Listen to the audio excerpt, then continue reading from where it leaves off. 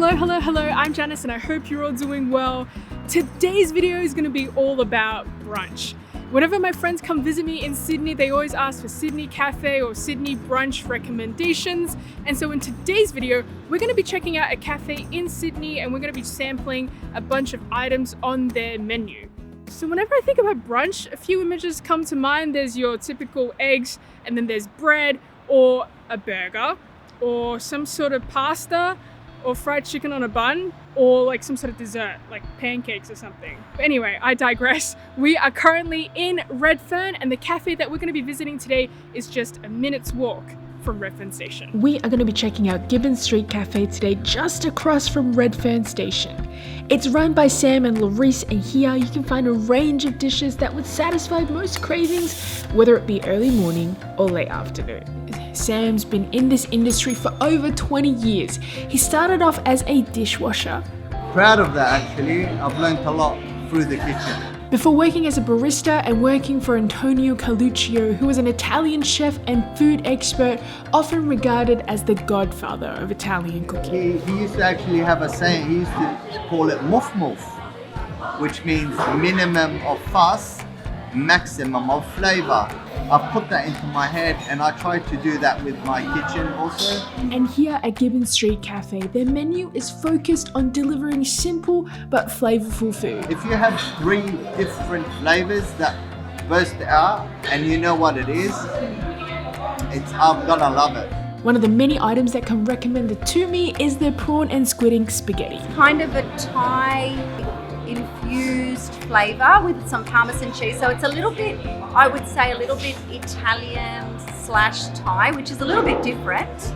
But I think that's what's so special about it, because it's got that kick, but also with the neutralization of the cheese. It's a really delicious dish. In terms of desserts, I was recommended Louris's very own creation, the Knafeh French Toast, a Middle Eastern inspired dish. And so we use the Persian fairy floss on top. We use the rose water as a dressing. I think we tried to make it a little bit more colourful, very similar to our hotcakes, which is also a very nice ricotta hotcake dish. So both those desserts have been very popular, and I would recommend them both equally. I follow instructions well and of course took their recommendation, so the choosing of the dishes didn't take long. Okay, I have just placed my order. I've ordered quite a huge variety of different dishes. We've got 3 savoury, 2 desserts, and also 2 drinks. So hopefully if you do decide to come to this cafe, I've tried enough of a sample for you to get a gist of what you might like. So now it's just waiting for everything to come. Okay, my coffee has just arrived. Typically I drink soy milk, but in the past 2 months, 3 months, I've been drinking oat milk because it's so delicious. I have got myself an oat latte. It's not bad. This is my second coffee for today, and it's not even lemon. Okay, the food has just arrived, and first up we have the SHAKSHUKA, which is baked eggs in a mildly spicy tomato salsa, olives, feta cheese, topped with some minced yogurt, and then served with a side of pita bread. You get the option to add chorizo or lamb. I didn't add either because I was kind of just happy as is. So let's give this a go. I'm looking forward to it because I love baked eggs. There's just something really warming about having eggs in a pan. I don't know what it is. It is mildly spicy, and I don't know if my spice tolerance has actually improved, but it's nothing that I can't handle. So I'm pretty sure everyone would be fine with it. The reason I didn't ask for chorizo or lamb is because I've ordered quite a number of dishes, but if you're ordering this as a standalone dish, yeah, definitely add some chorizo or lamb to it. You can't go wrong with some sort of carbs with your eggs. So I'm just gonna stop talking and let's just dig in. I'm the type of person who would add tomato sauce to my eggs when I eat it on bread. So this is like an elevated version of my tomato sauce and eggs. How dare I compare that to this dish? But what I'm trying to say is having some pita bread with this dish, it's really good. It's very creamy from the egg yolk and also the yogurt on top, but then there's also that tartness from the tomatoes, the kind of very good partnership between the two. All right, next up we have the signature Gibbons Street burger fix. And this is a syringe of a very cheesy surprise, so let's see what this surprise is all about. Okay, but before I unleash that sauce onto the burger. I do want to try the chips because they look so crispy. The best chips are like crispy on the outside and then still quite fluffy on the middle. These chips are good. Okay, I just pushed the entire syringe of that cheesy surprise sauce into the burger, but then nothing happened. I'm assuming it got absorbed into the meats. I have no idea. Okay, I see what's happened. The cheesy sauce has just been like injected into the burger patty, but you can still see some of it oozing out. There is a lot of cheese in this. That's okay.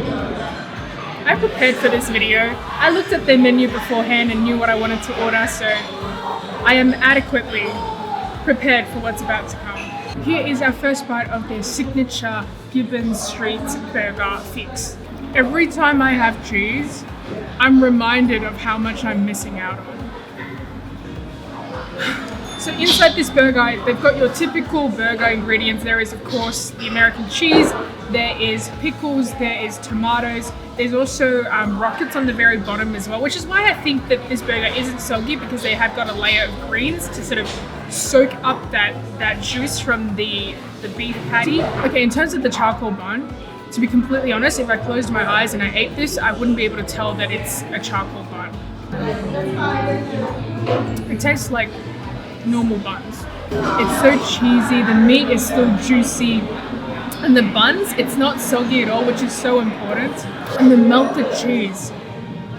The melted cheese just makes this so good.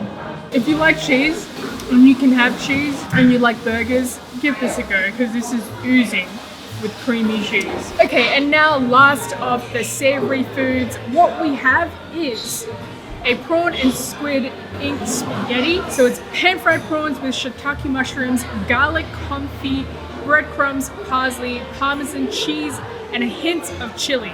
I can't remember the last time I've had squid ink spaghetti, but from memory, I don't think it tastes that much different to non-squid ink spaghetti. I can taste hints of that chili, and the flavor of garlic is also quite strong as well. This spaghetti is very nice and chewy and al dente, and you get a lot of the different textures just in that bite. So there's the chewiness of the spaghetti, and then there's that popping of the fish roe and the slight crunch of the breadcrumbs. Here is a thing of prawn. It's completely covered in garlic and fish roe and a little bit of the breadcrumbs as well, and I am excited. The prawns are very fresh, and as expected, there's that flavor of the garlic. And then you've also got the chili, which is slowly creeping up through my tongue to my head. The mushrooms have a really nice earthy and woody flavor. I don't even really know what that means, but I hear judges on MasterChef use that to describe mushrooms all the time, so I'm just gonna copy them. And in this spaghetti, you can see the fish roe, the Parmesan, the breadcrumbs just sort of like attached to these noodles. So each strand of noodle is very, very flavorful. Give it a go if you like pastas, give it a go if you like seafood, give it a go if you're at a brunch place and you're like, oh, I don't feel like eggs and bread anymore, I want something different. Why not give this a go?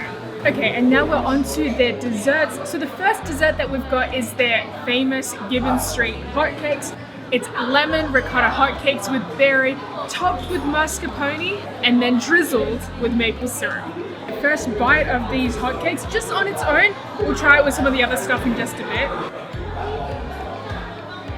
I know that I always say I'm more of a fan of savory stuff, but these hotcakes are so fluffy on the inside, and you can definitely taste the lemon there. But let me try it with the mascarpone.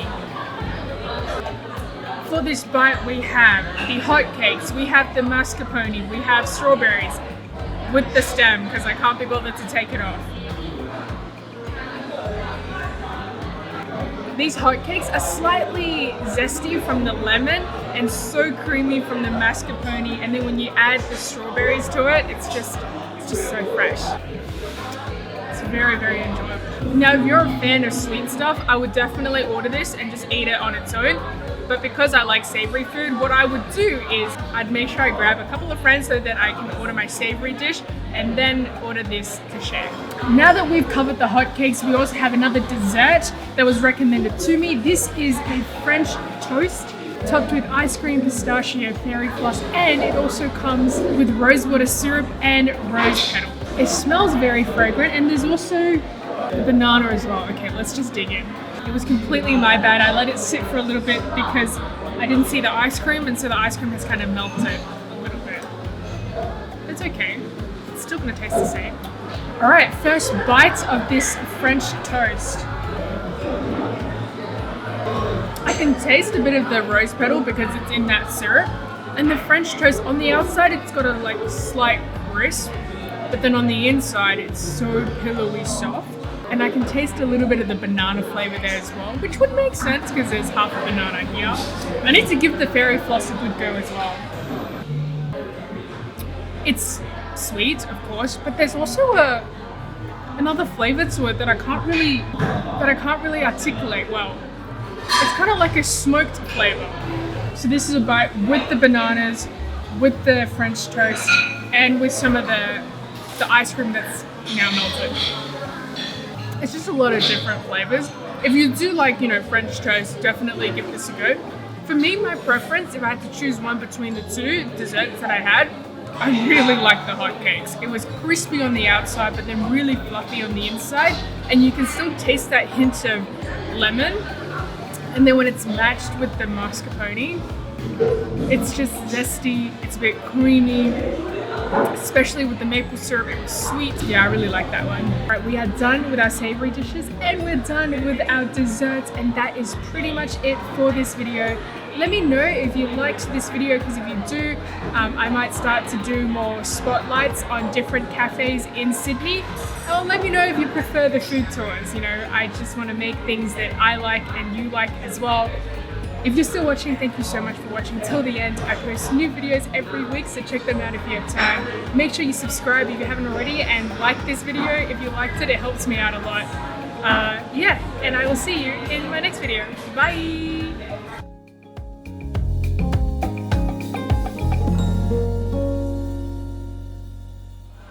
Every time that I have cheese, I'm like, is it as good as I think it is, or is it just because I haven't had it in a long time? It's like, whoa.